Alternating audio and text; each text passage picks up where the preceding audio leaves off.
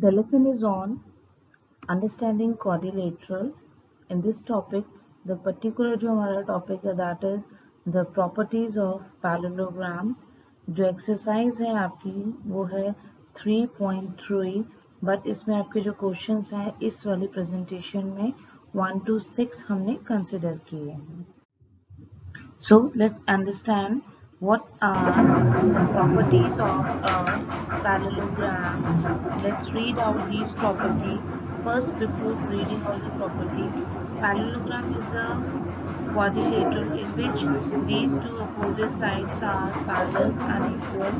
Let's understand about the properties of the parallelogram. If we join any one of the diagonal divides it into two congruent parts, right? Then just for example, triangle ABD is equal to triangle CB. Opposite sides are equal. AB is equal to CD and AD is equal to BC. This is regarding the both side, the sides की property है. ऐसे ही angle आ जाएगा आपका, angle A is equal to angle C and angle B is equal to angle G. Opposite angles are equal. The diagonal bisect each other.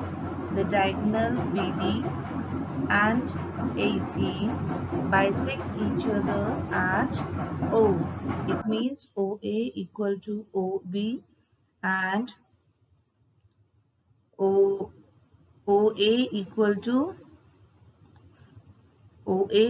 to OC and OB equal to OD. ठीक है, right?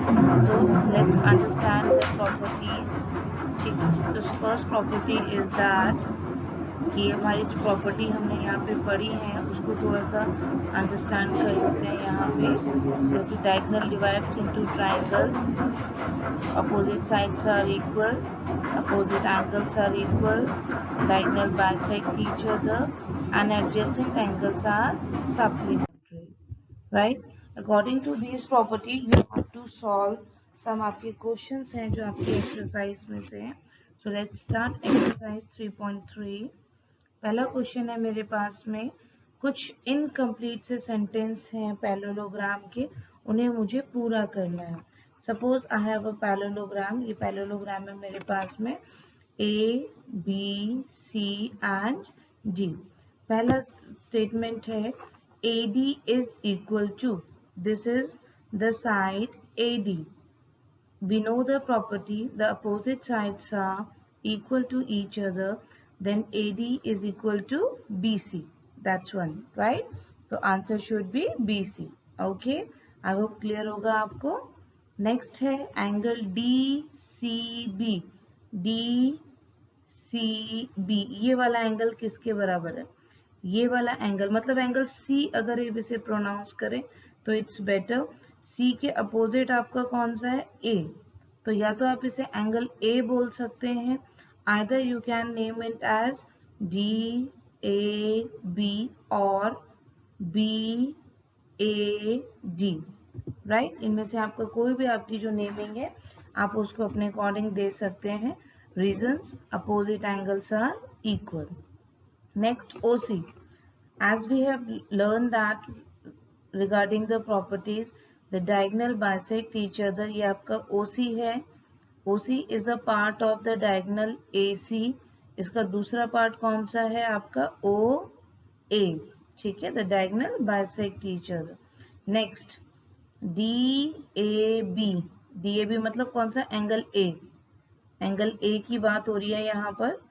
ठीक है, ये रहा आपका angle A and CDA ये वाला angle. If you observe, अगर आप ध्यान दें बच्चा, तो यहाँ पर आपकी U की फॉर्मेशन हो रही है. ये रहा आपका. ठीक है, तो जब भी U की फॉर्मेशन होती है तो एडजेसेंट एंगल्स बनते हैं आपके, उनका सम सप्लीमेंट्री होता है. तो जो adjacent angle of a parallelogram are supplementary. I hope पहला क्वेश्चन आपको क्लियर हो गया होगा. सेकेंड वन, मेरे पास एक फिगर है, मुझे XYZ की वैल्यू पता करनी है. सबसे पहली चीज हम प्रॉपर्टीज यूज करेंगे। देखिए बेटा, बी एंड डी, ये दीज आर अपोजिट एंगल्स, इसका मतलब y इक्वल टू क्या हो जाएगा आपका 100 आ जाएगा। क्लियर है कंसेप्ट? ओके। अब यू हैव एन चॉइस, आप z का पेयर y के साथ बना सकते हैं। z का पेयर या तो आप y के साथ बना लीजिए, या आप x का पेयर जो है वो y के साथ कर लीजिए या b के साथ कर लीजिए एज अ सप्लीमेंट्री एंगल, आपके ऊपर चॉइस है। ठीक है, तो हमने यहाँ पे z और ये वाले दोनों पेयर लिए हैं, one pair and second pair, both are supplementary. तो एक की वैल्यू अगर 100 है मेरे पास में, तो दूसरे की 180 में से माइनस करके 80 आ जानी है। अगर एक वैल्यू जो है वो मेरे पास 80 आएगी, अगर z की वैल्यू 80 निकल रही है, तो इट मीन्स x की वैल्यू अपने आप आपकी 80 निकल आनी है यहाँ पे। ठीक है, तो ये आपकी अब जो है क्वेश्चन नंबर 2 है। डिपेंड करता है आपके माइंड में क्या स्ट्राइक कर रहा है, आप उसको कैसे सॉल्व करना चाहते हैं। ठीक है, next move on to question number 3। Question number 3 में आपका वहां पे भी ऐसी वैल्यूज हैं यहाँ पे। ठीक है, ये क्वेश्चन नंबर, इसमें आप कैसे फाइंड आउट करेंगे? देखिए, फिर से वही प्रॉपर्टीज जो आपके माइंड में स्ट्राइक करे। मेरे पास एक ही वैल्यू है, s के जस्ट अपोजिट कौन सा है मेरा? q। तो q की वैल्यू कितनी आ जाएगी मेरे पास में? 50। ठीक है, रीजन आपको क्लियर हो गया होगा, अपोजिट एंगल्स आर इक्वल। अब उसके बाद आपकी विश है बच्चा। ठीक है, जैसे ये वाला एंगल निकला है आपका। अब z निकालने के लिए या तो z की वैल्यू आप इसमें से 180 में से माइनस कर दीजिए तो निकल आएगी।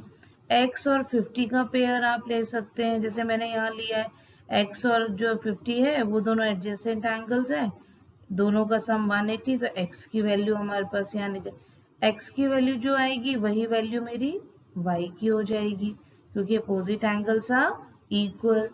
अब लीनियर पेयर का कंसेप्ट लेंगे तो y और z जो है वो आपके जो अल्टरनेट एंगल्स हैं, इसलिए z की वैल्यू 1 है। आप z पे यहाँ पे एक्सटीरियर एंगल की प्रॉपर्टी भी लगा सकते हैं। अगर आप ध्यान से देखें तो z is equal to your 50 and plus x, right. x की वैल्यू आपके पास में 130 निकली है यहाँ पे,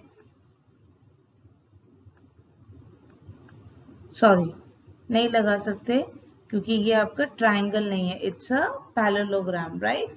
वेरी गुड। तो ये थोड़ा सा आपने यहाँ पे कंसेप्ट ध्यान देना है, फटाफट। ये नहीं हो कि एक्सटीरियर एंगल की प्रॉपर्टी आप यहाँ लगा रहे हैं, पर एक्सटीरियर एंगल की प्रॉपर्टी जो है वो ट्रायंगल में लगेगी, पैरेललोग्राम में नहीं। ठीक है, नेक्स्ट आपका फिर से एक और वैल्यू है। आप इसकी वैल्यू कैसे फाइंड आउट करेंगे? x, y एंड z, आपको तीन वैल्यू यहाँ पे दे रखी है। इफ यू ऑब्जर्व केयरफुली, यहाँ पे 90 डिग्री का एंगल बना है, तो x की वैल्यू क्या हो जाएगी आपके पास में? 90 हो जानी है। ठीक है, ये देखिए x की वैल्यू मेरे पास 90। अगर ये वैल्यू 90 है मेरे पास में, ठीक है, ये मेरा ट्राइंगल है आपका, ये पूरा ट्राइंगल बन रहा है, ट्राइंगल ओ बी सी। दो एंगल मुझे पता है, आप तीसरा इजीली फाइंड आउट कर सकते हैं। तो y की वैल्यू यहाँ से आ जाएगी 60। इफ यू ऑब्जर्व, ये दोनों आपकी पैरेलल लाइंस हैं, ये रही आपकी ट्रांसवर्सल। ठीक है, ये रही आपकी ट्रांसवर्सल, तो आप उसके ऊपर जो है वो यहाँ पे ये अल्टरनेट एंगल देखिए, z की फॉर्मेशन हो रही है आपकी, ये z बन रहा है आपका। तो y और y and z both are sorry alternate angle, तो उसकी वैल्यू भी आपकी 60 हो जाएगी। नेक्स्ट क्वेश्चन है आपका, अगेन आपके एक्स वाई जेड है। ये आपका कैसे निकालेंगे आप वैल्यू बच्चा? देखिए पैरेलल है, z और 80 इक्वल हो जाने हैं आपके। ठीक है, अल्टरनेट एंगल्स बोलिए या आप उसको करस्पॉन्डिंग एंगल्स बोलिए। करस्पॉन्डिंग एंगल से वैसे तो ये आपका यहाँ पे अल्टरनेट नहीं आना चाहिए, यहाँ पे करस्पॉन्डिंग आना चाहिए।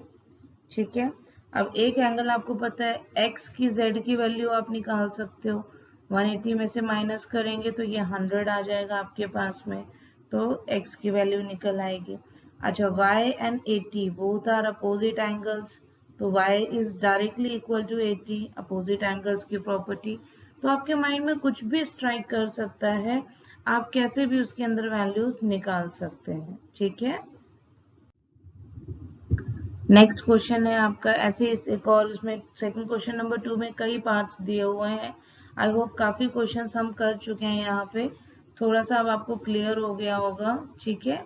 तो ये y और 112 देखिए जस्ट अपोजिट है आपके, ये निकल जाएगा। जब y की वैल्यू यहाँ निकल आएगी 40 आपको गिवन है, यहाँ से आप x निकाल सकते हो। अच्छा बाय z अगर आप फॉर्मेशन देखें तो x और z जो है वो अल्टरनेट आ रहे हैं आपके, तो ये आपके अल्टरनेट एंगल से जो x की वैल्यू वही z की वैल्यू हो जाएगी। बाकी डिपेंड अपॉन यू कि आप कोई और तरीके से करना चाहें तो वो भी कर सकते हैं, कोई प्रॉब्लम नहीं है इसलिए। नेक्स्ट क्वेश्चन नंबर 3 है आपके पास में, इन्होंने कुछ कंडीशंस लिखी हैं कि क्या अगर ये कंडीशंस हैं तो ABCD एक पैरेललोग्राम है या नहीं। तो लेट्स रीड आउट। मेरे पास एक ये पैरेललोग्राम है ABCD, ठीक है। ये रहा मेरा एंगल D, राइट। फिर उसके बाद में मेरा एंगल B है यहाँ पर, ठीक। अब ये देखना कि अगर इनका सम 180 डिग्री है तो क्या ये मेरा आपका पर्पस सॉल्व करेगा या नहीं, ठीक है। अगर बेटा सम एडजेसेंट एंगल का सम तो 180 डिग्री होती है, पर अपोजिट एंगल का सम जो है वो इक्वल होता है, ठीक है।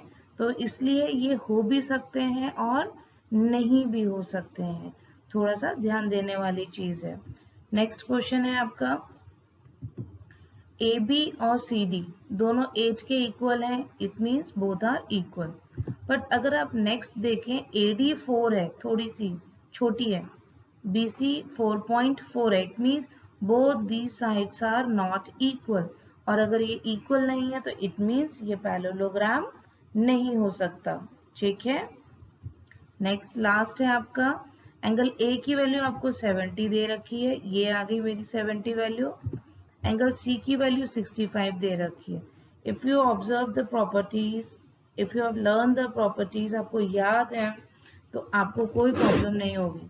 एंड वी नो दैट कि opposite angles are equal, but in this case 70 and 65 both are unequal, it means ये आपका पैरेललोग्राम नहीं होगा।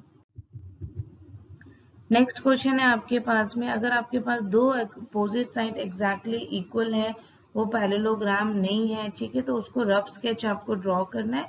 तो आपका एक ऐसा रफ स्केच आ जाएगा, ठीक है, ओके। तो ये आपका काइट है। ऐसे ही क्वेश्चन नंबर 5 है, यहाँ पे मुझे दो एडजेसेंट ये एंगल्स दिए गए हैं, ठीक है। तो मुझे पता है एडजेसेंट एंगल का सम कितना होता है, 180 डिग्री होता है। मैं दोनों को प्लस किया तो 5x आ गया, 180 को 5 से डिवाइड किया तो 36 आ जाएगा। ये वैल्यू x की आई है, ध्यान दीजिए, अभी एंगल नहीं पता चला है। जब मैं इसे 3 से मल्टीप्लाई करूंगी तो ये 3 इंटू 36 मतलब 108, तो एंगल B बनेगा मेरा। C का एंगल निकालने के लिए 2 से मल्टीप्लाई करना है, 2 इंटू 36, तो ये 72 बनना है मेरा यहाँ पे, ठीक है। आपको पता है ये 72 आया तो एंगल A भी 72, अपोजिट एंगल्स।